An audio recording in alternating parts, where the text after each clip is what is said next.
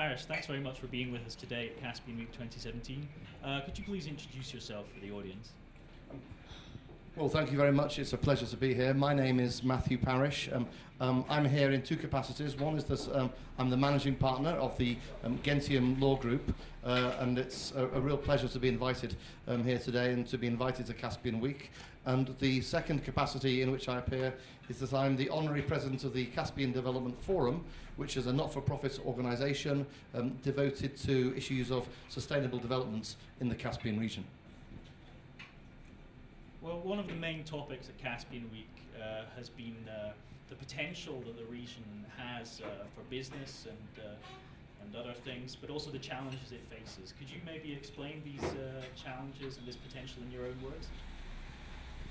Yes, the potential of the Caspian region is phenomenal.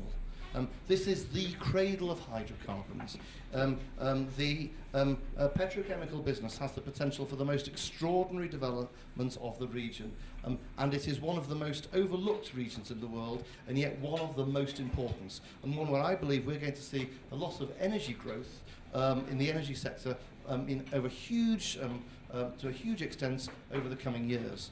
But the area has a challenge, and that is the infrastructure and its geography. Because the Caspian Sea is an area, and the region in general is a landlocked area. So the challenge is always the same. The challenge is to develop the energy sector in a sustainable way. And it's a sustainable way that also looks after the environment and preserves and respects the traditions and ensures sustainable development for all, and also creates infrastructure routes out from the Caspian so that all of its natural resources can be effectively exploited. We talked about business opportunities in the Caspian region, but another topic that has been addressed has been the opportunities for tourism in the area. Could you maybe say something about the attractions that the Caspian region offers to other types of visitors apart from business people? Yes, the region is one of outstanding natural beauty. It is absolutely environmentally unique. It has some of the most extraordinary and exceptional flora and fauna, and it also has some of the most superlative cultural heritage. I think there's a real opportunity for tourism in the Caspian region. There are some issues that are necessary to develop it. The most important, I think, is visa liberalisation, but I think that's going to come, and it's going to come soon, and then I think we're going to see a lot more tourists from all over the world visiting the Caspian than we do now.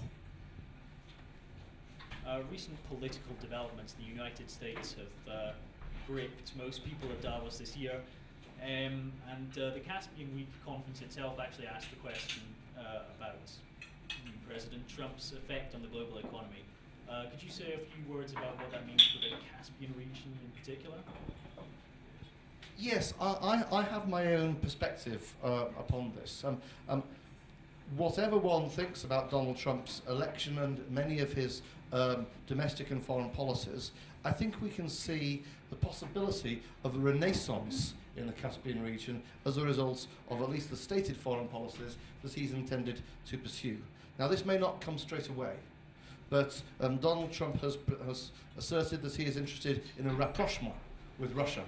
And if he takes part in a rapprochement with Russia, then I think it's undoubtedly going to be the case that there's going to be new opportunities for investments in the Caspian region, in the various riparian states adjacent to the Caspian, and we're going to see opportunities for funds to come into the Caspian and trading opportunities with the Caspian that simply haven't existed before over the last decade. So I think it's a very exciting time to be looking at the Caspian and to be involved in opportunities for investment within it.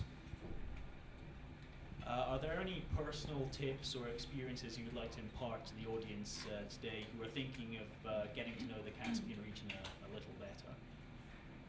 Absolutely. The first thing you want to do is to go there and to understand the friendliness, the warm-hearted attitude of the people, because there is a very distinctive culture and range of cultures across the Caspian region. They are really some of the friendliest and warmest people in the world, and they show both great cultural diversity and also a commonality of real friendliness and warmth to others and to tourists and investors alike. And I think this is one of the most delightful and one of the most attractive features of the Caspian region. So my advice to anyone who is interested in investing in the Caspian or going to the Caspian as a tourist is go there. Go there and see what people are like. You are going to be impressed. And then focus upon qualities of trust, getting to know people, forming relationships, and then you'll actually find that doing business there becomes remarkably easy. If you're not prepared to look into the local culture, you'll find it much more difficult than if you're willing to work with local people and to form binding, long-term, trusting relationships with them. That's been my experience. It's been uniformly positive in the Caspian, and I recommend it to everybody. Thank you very much, Matthew Parish, and see you in Turkmenbashi.